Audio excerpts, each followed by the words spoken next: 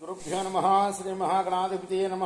శ్రీ సరస్వతి నమ. భక్తులరా, వ్యాస మహర్షి రచించిన మహాభారత ఇతిహాసం యథాతథంగా చెప్పుకున్నాం. ప్రతి శ్లోకం దాని అర్థం. ఇందులో భాగంగా నిన్నటి వరకు మనం ఆది సభ, అరణ్య, విరాట, ఉద్యోగ, భీష్మ, ద్రోణ, కర్ణ, శల్య, సౌప్తిక, స్త్రీ పర్వాలనే 11 పర్వాలు చెప్పుకున్నాం. 12వదైన శాంతి పర్వంలో కూడా 65 అధ్యాయాలు పూర్తి చేసి 66వ అధ్యాయంలోని 19వ శ్లోకం వరకు చెప్పుకున్నాం. ఈ రోజున 20వ శ్లోకం నుండి కొనసాగిద్దాం. కొనసాగించే ముందు వ్యాస భగవాను ప్రార్థన చేసుకుందాం. వ్యాసాయ విష్ణు రూపాయ వ్యాస రూపాయ విష్ణవే నమో వై బ్రహ్మనిధయే వాసిష్ఠాయ నమో నమః. నారాయణం నమస్కృత్య నరం చైవ నరోత్తమం దేవీం సరస్వతిం వ్యాసం తతో జయముద్ధీరయేత్. సమర్థ సద్గురు సాయినాథ్ మహారాజ్ కీ జై.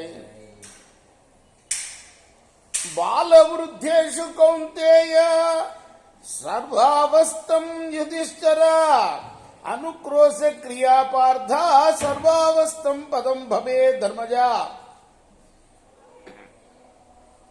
బాలురను, వృద్ధులను సర్వావస్థల్లోనూ దయాపూర్వకంగా సేవించే వాళ్ళకి సర్వ ఆశ్రమాల ఫలితం దక్కుతుంది. బలాత్కృతేషు భూతేషు పరిత్రాణాం కురుద్వః శరణాగతేషు కౌరవ్య కుర్వన్ గార్హస్థ్యమావసే. ఇతరుల యొక్క బలాత్కారానికి లోనైన ప్రాణుల్ని, శరణు గోరి వచ్చిన వారిని సంరక్షించే వాళ్ళు గృహస్థాశ్రమ ఫలం పొందుతారు. చరాచరాణాం భూతానాం రక్షణం చాపి సర్వశః యథార్హ పూజాంచ తథా కుర్వన్ గార్హస్థ్యమావసేత్. చరాచరాలైన సర్వ ప్రాణుల్ని రక్షించడం, ఆయా శ్రేష్ఠులకు అర్హమైన పూజ చేయడం, వీటి వల్ల గృహస్థాశ్రమ ఫలం చేకూరుతుంది. జ్యేష్ఠానుజ్యేష్ఠ పత్నీనాం భ్రాతॄణాం పుత్రనస్తృణాం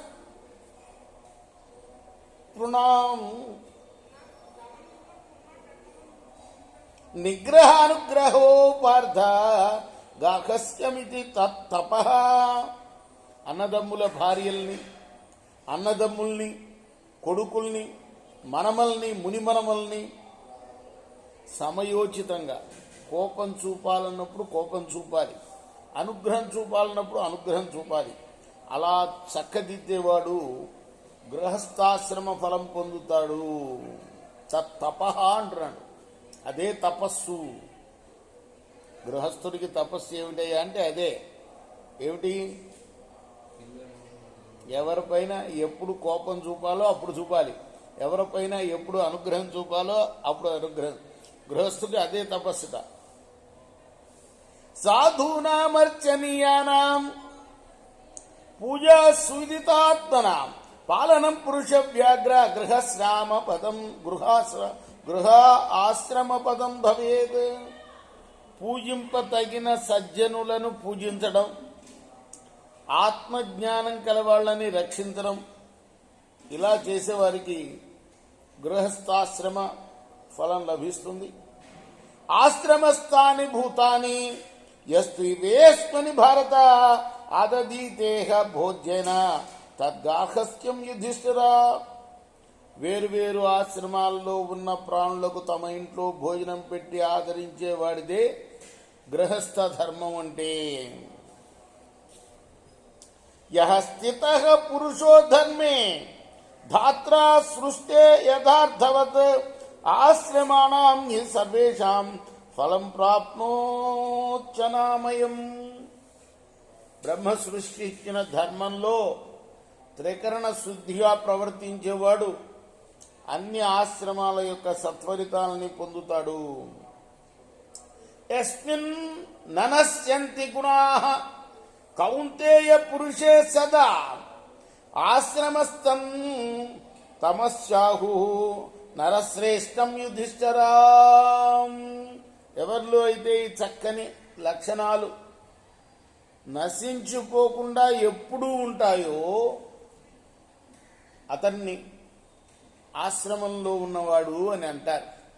స్థానమానం కులేమానం వయోమానం తదైవచ కుర్వన్ వసతి సర్వేషు ఆశ్రమేషు యుధిష్ఠరా.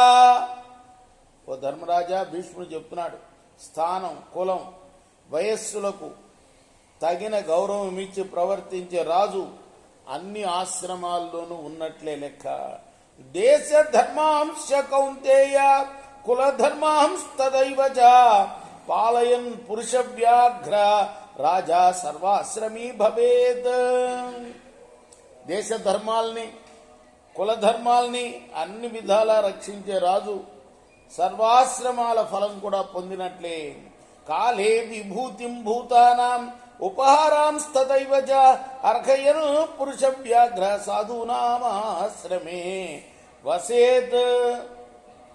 సర్వ ప్రాణులకు సకాలంలో వైభవాన్ని, కానుకల్ని సమకూర్చే రాజు సాధువుల ఆశ్రమంలో ఉన్నట్టే లెక్క. ఇదంతా ఎందుకు చెప్తున్నా అంటే, ఈ రాజ్యం వద్దు సన్యాసం పుచ్చుకుంటాను అంటే కాదయ్యా, రాజుకి ఇలా ప్రవర్తిస్తే అన్ని ఆశ్రమాల ఫలితం ఆయనకు వస్తుంది, సన్యాసాశ్రమం చేసిన ఫలితం కూడా వస్తుంది అని చెప్పడం అన్నమాట. దశ ధర్మ గతశ్చాపి యో ధర్మం ప్రత్యవేక్షతే సర్వలోకస్య కౌంతేయ రాజా భవతి సోశ్రిమి. దశ ధర్మాలు పాటిస్తున్నా కూడా సర్వలోకానికి సంబంధించిన ధర్మం మీద దృష్టి పెట్టిన రాజు సర్వాశ్రమంలో ఉన్న ఫలితాన్ని పొందుతాడు. ధైర్యంగా ఉండటం, ఓర్పుగా ఉండటం, ఇంద్రియ నిగ్రహం కలిగి ఉండటం, పరద్రవ్యాన్ని అపహరించకుండా ఉండటం దశ ధర్మాలంటే. తర్వాత తన యొక్క ఆచారాన్ని పాటించడం అని తన ఆశ్రమంలో ఆచారం, ఏ ఆశ్రమంలో ఉన్నాడో ఆశ్రమానికి సంబంధించిన ఆచారాలన్నీ పాటించడం. గృహస్థాశ్రమంలో ఉన్నాడు, భోజనం చేస్తున్నాడు, కుడి చేత్తోటే తినాలి, కూర్చొనే తినాలి, నిలబడి తినకూడదు. ఇవన్నీ ఆశ్రమ ధర్మాలు. అర్థమైందా? ఒకవేళ ఎడంచే ఏదైనా ముట్టుకున్నా కూడా కుడి చేయిని టచ్ చేయాలట. మంచినీళ్ళు తాగేటప్పుడు కూడా ఒకవేళ కుడి చేతితోటి ఎంగిలి కదా అని తాగితే ఈ కుడి చేయి ఇలా టచ్ చేసి తాగాలి అని చెప్తాయి. ఆచారాలన్నీ చాలా ఉంటాయి. అవన్నీ కూడా పాటిస్తాం. మనకు తెలియకుండానే పాటిస్తాం. ఎందుకంటే మనకు ఆచారంగా వస్తుంది కాబట్టి, పెద్దవాళ్ళు చేస్తుంటారు కాబట్టి మనం కూడా చేస్తూ ఉంటాం. అలా ఆచారాలు పాటించడం, మనోనిగ్రహం కలిగి ఉంటాం, జ్ఞానం కలిగి ఉంటాం, విద్యను ఆర్జించడం, తర్వాత సత్యవచనం పలకటం. అన్నింటికన్నా గొప్పది ఏమిటయ్యా అంటే కోపాన్ని వదిలివేయటం. ఇవి దశగుణాలు అంటారు. దశ ధర్మాలు, గుణాలే కదా, దశ ధర్మాలు. ఈ ధర్మాలను పాటించాలి ఖచ్చితంగా. అలా ధర్మం మీద దృష్టి పెట్టిన రాజు తప్పనిసరిగా అన్ని ఆశ్రమాల్లో ఉన్న ఫలితాన్ని పొందుతాడు. ఏ ధర్మకుశలాలోకే ధర్మం కుర్వంతి భారత పారితాయస్య విషయ ధర్మాంశస్తస్య భూపతే. ధర్మ నిపుణతతో లోకంలో ధర్మాచరణ చేసేవాళ్ళు తన రాజ్యంలో ఉన్నారంటే ఆ రాజు ఆ ధర్మఫలంలో భాగాన్ని పొందుతాడు. 6వ భాగం పొందుతారని శాస్త్రం. తన రాజ్యంలో ప్రజలు చేసే పుణ్యంలో 6వ భాగం పొందుతాడు రాజన్మ. పాలితుల ధర్మాచరణాన్ని పాలకుడు రక్షించాలని భావం. అలానే వాడు పాపం చేసినా కూడా పొందుతాడు. పాపం చేయకుండా కూడా చూసుకోవాలి రాజు. అదే కదా రాజధర్మం. రక్షణే ప్రజారక్షణ అంటే ఒకళ్ళ సొమ్ము ఒకళ్ళు అపహరించకుండా చూడటం కదా, దొంగతనాలు జరగకుండా చూడటం. దొంగతనం చేసిన వాడిని చంపేసేయాలని చెప్పేశాడు ఇందులో. రాజధర్మం అని నిర్దాక్షంగా చంపేసేయాలి. ఇప్పుడు మనం ఏదో వేరే దేశాల్లో జరుగుతుంటే ఏదో క్రూరత్వం అనుకుంటాం. రాజధర్మమే అది. ఎందుకంటే ఇంకోటి చేయకుండా ఉంటాడు. ధర్మారామాన్ ధర్మపరాన్ యన రక్షంతి మానవాన్ పార్థివా పురుషవ్యాఘ్రాతేషాం పాపం హరంతి. ధర్మం మీద శ్రద్ధ గల వాళ్ళని రక్షింపని రాజుకు ఆ పాపం సంక్రమిస్తున్నారు. అదే నేను ఇందా చెప్పాను కదా, అదే అన్నమాట. ఎవరైతే ధర్మంగా ఉంటూ ఉంటారో వాళ్ళని ఎవరన్నా చెడగొట్టడానికి ప్రయత్నం చేస్తూ ఉంటే, లేదంటే వాళ్ళ ధర్మానికి అడ్డుపడుతూ ఉంటే, వాళ్ళని గనక దండించకపోతే ఆ రాజుకు ఆ పాపం అంటుతుంది. ఏచాప్యత్ర సహాయాస్యు పార్థివానాం యుధిష్ఠిర తే చైవాంశ హరే సర్వే ధర్మే పరకృతే నగా. ధర్మరక్షణం చేసే రాజులకు సహాయకులుగా ఉండేవాళ్ళు కూడా ఇతరులు చేసిన ధర్మ యొక్క ఫలంలో భాగస్వాములు అవుతారు. అంటే మంత్రులు వాళ్ళందరూ అన్నమాట. రాజులకు సహాయం చేసే వాళ్ళందరూ కూడాను ప్రజల యొక్క పుణ్యంలో పొందుతారు వాళ్ళు. సర్వాశ్రమపదేప్యాహు గార్హస్యం దీప్త నిర్ణయం. మనం అనుకోవచ్చు రాజు ఒక్కడికి ఎందుకు, రాజు కాదు కదా, రాజసేవకులు అనేక మంది సరిగ్గా వాళ్ళు చేస్తేనే కదా వచ్చేది రాజుకు పేరు అనుకుంటాం. అది దానికి చెప్పాడు ఇక్కడ. వాళ్ళకు కూడా పాలు వస్తుంది, పుణ్యం పాలు వాళ్ళకు కూడా వస్తుంది. సర్వాశ్రమపదేభ్యాహు గార్హస్యం దీప్త నిర్ణయం పావనం పురుష వ్యాఘ్ర ధర్మం పర్యుపాస్మహే. మనందరం కూడా ఆచరించే గృహస్థాశ్రమం, ఆశ్రమం అన్నిట్లో కూడా శ్రేష్టమైనది ధర్మరాజా. అన్నిటికన్నా పవిత్రమైంది 4 ఆశ్రమంలో ఏంటంటే గృహస్థాశ్రమే సుమా. ఆత్మోపమస్తు భూతేషు యో వై భవతి మానవ న్యస్తదండో జితక్రోధ ప్రేచేహ లభతే సుఖం. సర్వప్రాణులను తనతో సమానంగా చూసుకుండేవాడు. ఆత్మోపమ్యేన సర్వత్ర, అక్కడ కూడా చెప్పాడు భగవద్గీత. ఇక్కడ కూడా అదే ఆత్మోపమస్తు భూతేషు. ఉపమ అంటే పోల్చుకుంటాం. తన ప్రాణాన్ని ఇతర ప్రాణాలతో పోల్చుకోవాలి. ఒక చీమ కనపడ్డా కూడా మనం దాని మీద కాలేసి నడవకూడదు, అర్థమైందా? అది కూడా ప్రాణియే కాబట్టి పక్కకు తొలగినాలుగా ఇలా చూసుకుండేవాడు. అలానే క్రోధం విడిచిపెట్టినవాడు ఇహపరాల్లో సుఖం పొందుతాడు. ధర్మే స్థిత సత్వవీర్య ధర్మసేతుమటారక చాగవాతాధ్వగా శీఘ్రం నౌస్తం సంతారయిష్యతి. రాజధర్మం అనేది ఒక నావ, అది ధర్మం అనే సముద్రం మీద ఉంది. సత్వగుణం దాన్ని నడిపించే బలం, ధర్మశాస్త్రం దాని లంగరు. లంగర్ అంటే దాన్ని కొట్టుకుపోకుండా కట్టే తాడును లంగర్ అంటారు. అది త్యాగం అనే గాలి ప్రేరణతో వేగంగా వెళుతుంది. ఆ నౌక రాజును తరింపచేస్తుంది సుమా. యదా నివృత్త సర్వస్మాత్ కామో యోస్య హృది స్థిత తదా భవతి సత్వస్థః తతో బ్రహ్మ సమశ్నుతే. తన హృదయంలో ఉన్న కోరికలన్నీ నివృత్తి అయితే అప్పుడు మానవుడు సత్వంలో నిష్ట కలిగి పరబ్రహ్మాన్ని పొందుతాడు. నివృత్తి, ప్రవృత్తి, నివృత్తి అని 2 మార్గాలు ఉన్నాయి. నివృత్తి అంటే వృత్తే, ప్రవృత్తి అంటే వృత్తిలో ప్రవర్తించడం ప్రవృత్తి. నివృత్తి అంటే వృత్తిలో ప్రవర్తించకపోవడం నివృత్తి. కోరికలన్నీ నివృత్తి అయితే అంటే కోరికలన్నీ లేకపోతే అని అర్థం. అక్కడ ఎలా అయితే వృత్తి లేకపోతే అంటామో అట్లానే కోరికలన్నీ, ఏ కోరిక లేకపోతే అప్పుడు వాడు సత్వగుణంలో నిష్ట కలిగి పరబ్రహ్మాన్ని పొందుతాడు, అంటే మోక్షాన్ని పొందుతాడు. సుప్రసన్నస్తు భావేన యోగేన జ్ఞానాధిప ధర్మం పురుషార్థుల ప్రాప్స్యతే పాలనేరత. భావం చేత, యోగం చేత ప్రసన్నత గల రాజు ప్రజారక్షణ మీద ఆసక్తితో ధర్మఫలాన్ని పొందుతాడు.